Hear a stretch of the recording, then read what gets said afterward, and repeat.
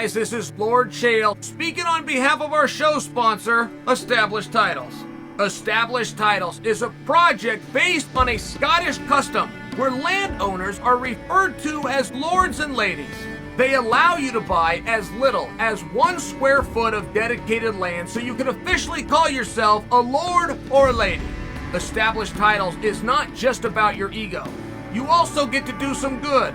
In addition to your new fancy title, Established Titles supports global charities like One Tree Planet and Trees for the Future to help with the afforestation effort. Your title pack gets you at least 1 square foot of dedicated land in a private estate in Scotland. Your certificate features a unique plot number where you can see the exact location of your land.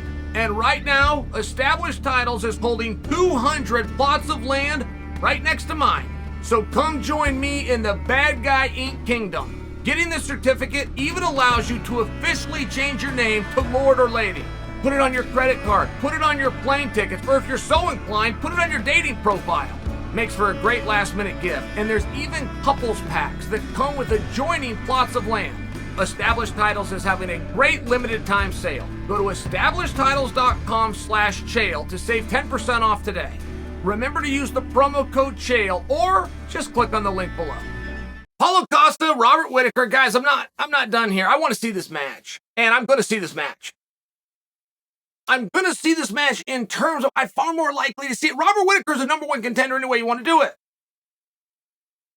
Robert Whittaker.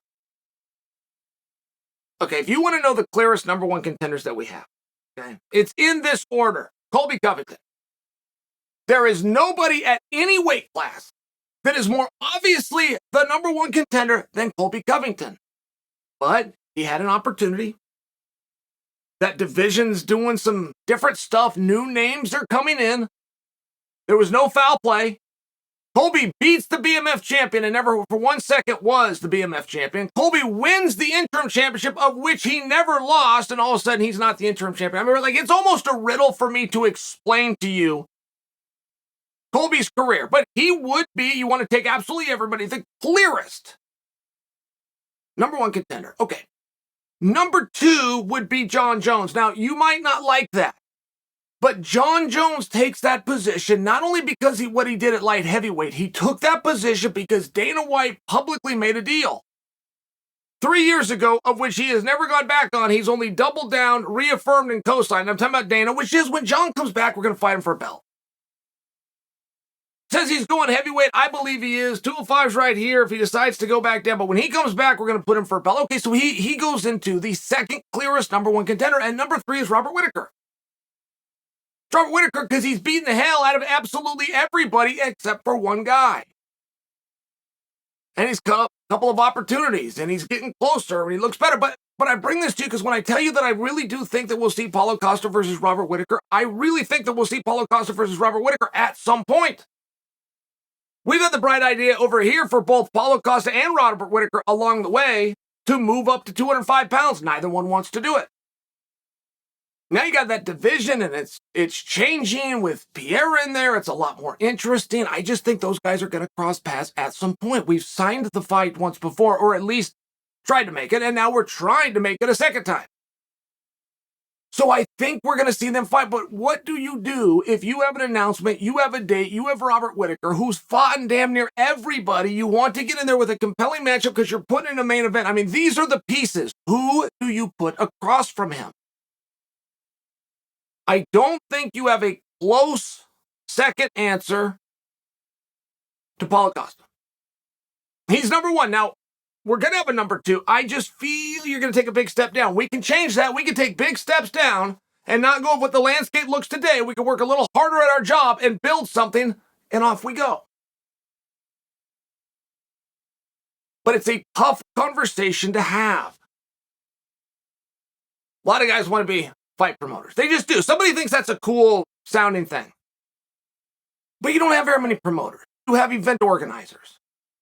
Much like they're planning somebody's wedding. Here's what time people arrive, and here's what time the food's going to be served, and the DJ's going to hit this music at this time, and here's where the chairs go. Here's what they wear. Here's whose music talks up for. I mean, it's a lot like planning a wedding. And most guys that want to be fight pros, because they think that sounds cool, I don't begrudge them. I just share with you. They don't ever have to promote a fight. They can just plan an event. And then you can put fights on. Get a whole bunch of guys to raise their hand and go, okay, you guys bunch up in a category, and we'll bunch you guys up in a category, and we'll start pairing them and kind of figure itself out. The winners will go with winners, and then some guys that get beat will go with some guys. This whole thing's going to be great, and off we go. And then somebody that you're counting on all of a sudden doesn't want to do what they said that they wanted to do. Well, now you got to make a fight. Now you don't get to organize a fight. Now all of a sudden you have to be a promoter. You don't get to be an event organizer. That's okay. I'm just explaining for you. Sometimes the job in and of itself is going to call for a different attitude. So what do you do with Paulo Costa?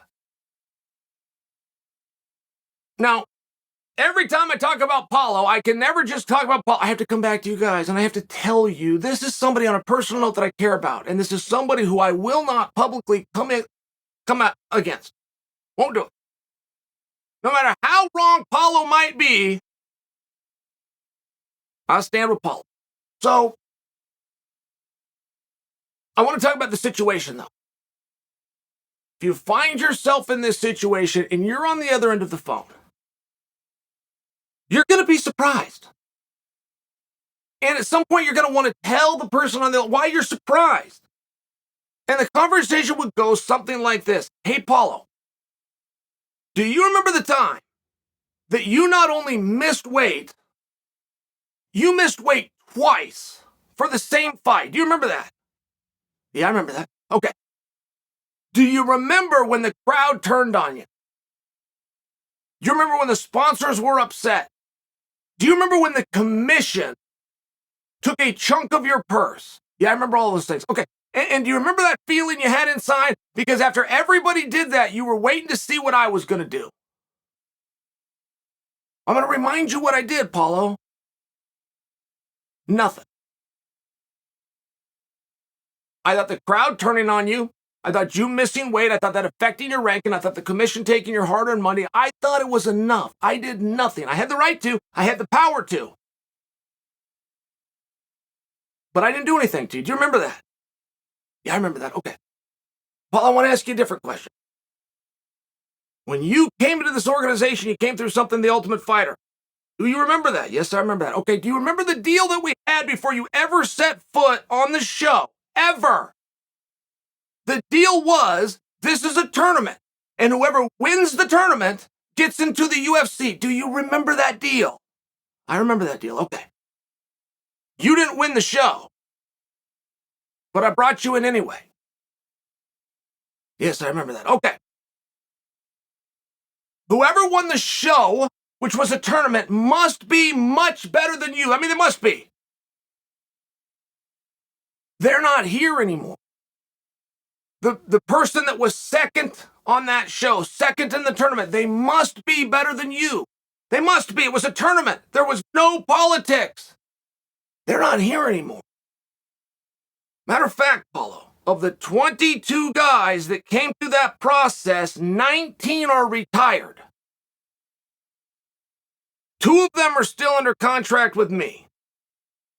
Of those 2, only one of them have I paid 7 figures to, and it's you.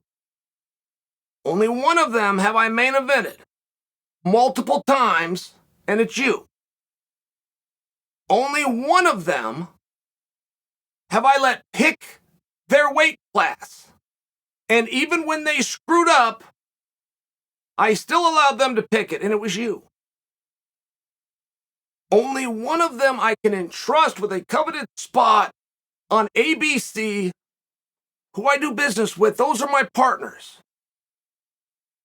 And the person I chose was you. If that doesn't mean anything to you, if you see this differently, explain it back to me. Tell me where you're owed. And tell me what I missed.